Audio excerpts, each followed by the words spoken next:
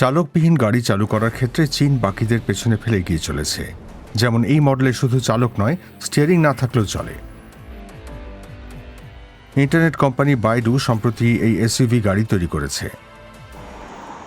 সেটির আগের মডেলটি পরীক্ষামূলকভাবে বেইজিংয়ের পথে নামানো হয়েছিল। তুলে চীনের গাড়ি শিল্প সম্পর্কে বেশ ওয়াকিবহাল। তিনি একাধিক কোম্পানির পরামর্শদাতা। রোবোট্যাক্সি চালু করতে আরও অনেক সময় লাগবে।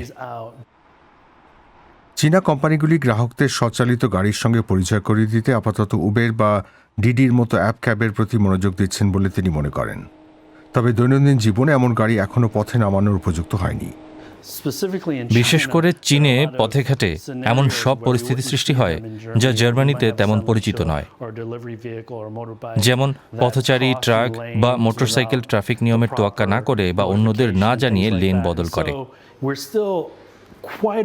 ফলে যে কোনো আবহাওয়ায় বছরের যে কোনো ঋতুতে চালকবিহীন ট্যাক্সি ডেকে সব জায়গায় যাতায়াত করা এখনও আমাদের আওতা থেকে অনেক দূরে। তবে বাইডু কোম্পানির দাবি তাদের নতুন মডেল পুরোপুরি অটোনোমাস ড্রাইভিংয়ের উপযুক্ত। গাড়িটি বিস্ময়কর রকম মসৃণ। অন্য গাড়ি, মোটরসাইকেল বা পথচারী সামনে চলে এলে সেটি কোনো সমস্যা ছাড়াই পাশ কাটিয়ে চলতে পারে। কিন্তু চিকন এক গলিতে অবৈধভাবে দাঁড় করানো একটি গাড়ির সামনে সমস্যা হলো। স্বচালিত গাড়িটি সেটিকে কাটিয়ে বিপরীত লেনে চলে গেল। এমন অবস্থায় মানুষকে হস্তক্ষেপ করতেই হয়। কিন্তু সংবেদনশীল তথ্য সংগ্রহের মতো কারণে সংশয় সেই সাফল্যের পথে অন্তরায় হতে পারে। চীন, ইউরোপ ও মার্কিন যুক্তরাষ্ট্র জরুরি ভিত্তিতে চালকবিহীন যান ব্যবহারের জন্য প্রয়োজনীয় আইন প্রণয়নের চেষ্টা চালিয়ে যাচ্ছে।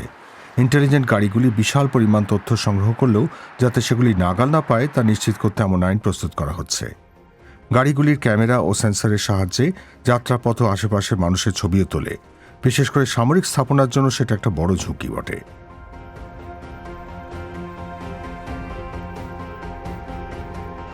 সে কারণে চীনের কয়েকটি অঞ্চলে টেসলা কোম্পানির গাড়ি নিষিদ্ধ করা হয়েছে। বিদেশি কোম্পানিগুলি চীনের ডেটা প্রোটেকশন আইন মেনে চললেও চীনের বাজারে সুবিধা করে উঠতে পারবে কিনা তা এখনো স্পষ্ট নয়।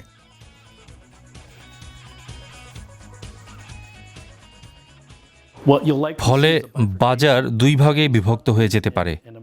চীনা ও আমেরিকান কোম্পানিগুলি নিজস্ব পরিচিত অঞ্চলে আধিপত্য বিস্তার করতে পারে। ইউরোপ বা দক্ষিণ আমেরিকার মতো বাজারে তাদের মধ্যে হয়তো প্রতিযোগিতা হতে পারে। মিশেল ফ্রিকের মতো চীন বিশেষজ্ঞ আরও এক ধাপ এগিয়ে মনে করেন, এক্ষেত্রে জাতীয় ক্ষমতা তুলে ধরাই হল আসল বিষয়। এক্ষেত্রে অর্থনৈতিক লক্ষ্য মূল বিষয় নয়, জাতীয় নিরাপত্তা ও আধিপত্যই গুরুত্ব পাচ্ছে। আমরা দেখছি বিশাল পরাশক্তিগুলির মধ্যে প্রতিযোগিতা চলছে। স্বচালিত যানের বাজারের জন্য আর্থিক সহায়তা মোটেই এই নীতির মূল মন্ত্র নয়। অটোনোমাস ভেহিকল চালু হলে প্রযুক্তিগত আধিপত্যের সংগ্রাম অদূর ভবিষ্যতে রাজপথে নামতে পারে।